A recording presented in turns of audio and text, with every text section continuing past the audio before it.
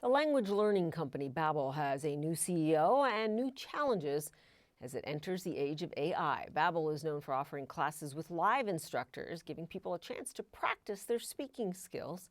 It's now letting millions of subscribers interact with AI bots in some select languages.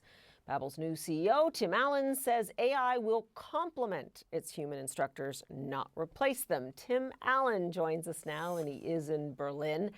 A lot to get here with you, but you are in Berlin.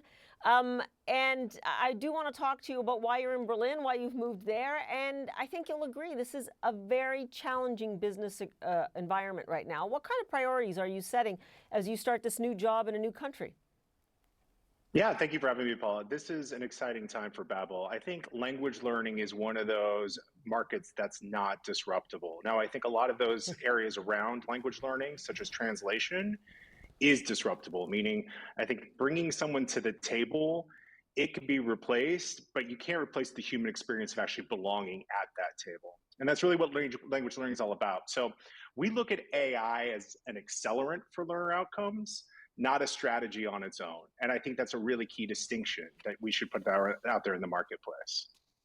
I hear you, and you say it's not disruptible. I will counter that right now, saying it most certainly Sure. is, and it will be. So what's the point here? If I want to learn, I mean, I struggle to learn all the languages that I have learned beyond my mother tongue English. I will confess, Yeah. and I've learned them all with not just human instructors, but human instructors in person, not even on a computer. In terms of AI disrupting this, people only have so much time, and clearly they only have so Sure. much money as well. Can you not see models Yeah. that come along where they say, actually, the AI model is even better than a human instructor? Well, you're actually talking right to my point, which is I think AI will be an accelerant in how people learn, not what they learn. I think as long as their humans are alive, unless we get to a universal language, which doesn't seem to be on the horizon anytime soon, we will always have language learning at the core. And I think there'll always be a need for language learning. There's always a human on the other side of that machine. And at Babbel, there's four things we focus on. And that's really, to your point, personalization of content. You want it really focused on you. You want an accelerated learning outcome, right? And I think AI is going to be fantastic at helping that. But again, I think AI, and by the way, even in our own product, we have a product called Conversation Pro, which you spoke about at the top, which is really interesting where people can go in and have a psychological safety of practicing languages, not in a classroom where you feel dumb or you don't feel like you're actually able to grasp it, but practice and be able to learn the language and absorb the language. That's where AI is so powerful. It accelerates your outcomes, but it doesn't replace the need to actually be able to learn the language. And that's what I mean by not disruptible market.